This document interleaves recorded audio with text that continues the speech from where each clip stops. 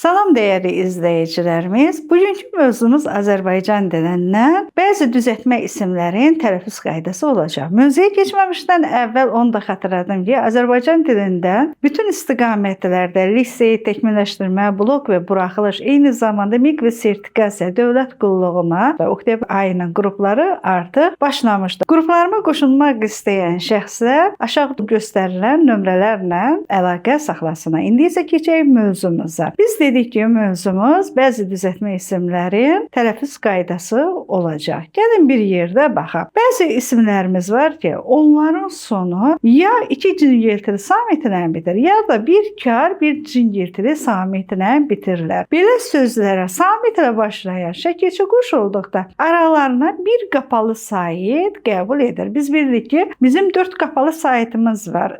I, I, U, Ö. Dilin ahənginə uyğun olaraq hansı qapalı sait uyğun gəlirsə, onu da qəbul edəcək. Gəlin bir yerdə baxaq. Məsələn, hökm. Hökm sözü K-M ilə bitir. Bir kar bir cingiltilidir. Hökmdar kök və şəkilçiyə qoşaq samitə başlayan bura şəkilçi əlavə elədi. Necə tələffüz olunacaq? Aralarına qapalı sait qəbul edəcək. Olacaq hökmdar. Ü saiti aralarına qəbul olundu. Üzvlü. Üzv 3 hərfdən ibarətdir. Buna samitlə başlayan şəkilçi əlavə etdikdə nə baş verir? Aralarına qapalı sait qəbul edəcək, olacaq üzvlü kimi tələffüz olunacaq. Elm. Elm sözü L-mı iki cingiltili samitlə bitmişdir. Aralarına tələffüzdə elmli kimi tələffüz olunacaq. Qapalı sait qəbul elədi. Deməli, nə baş verdi? Yenə kəmiyyət fərqi baş verdi. Lakin səs artımı olaraq kəmiyyət fərqi burada yaratmış oldu. Əgər sözün sonu iki kar samitlə bitərsə, bu zaman tam əksinə burada səs düşümü baş verəcək. Sözün sonunda kar samitin sonuncusu tələffüzdə tələffüz olunmur. Məsələn, hansı sözlərdə? F-t, s-t,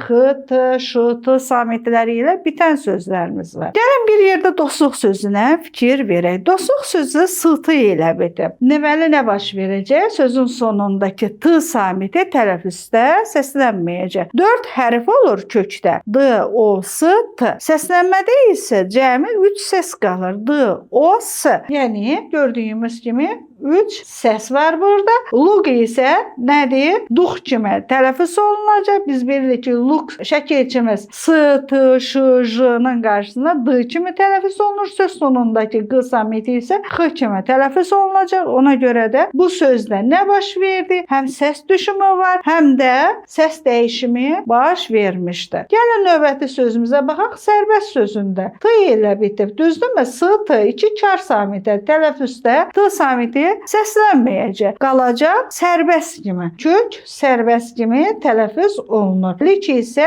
dik kimi tələffüz olunacaq. Yəni xışdırıqla tələffüz olunacaq. Bu qədər dəyərli izləyicilərimiz, siz də Azərbaycan dilini asan, rahat yolla açar sözlərlə öyrənmək istəyirsinizsə, buyurun yeni qruplarıma qoşulun. Səhifəni bəyənməyi, rəylərdə hansı mövzuları öyrənmək istəyirsinizsə, onları yazmağı və abunə olmağı, paylaşmağı unutmayın.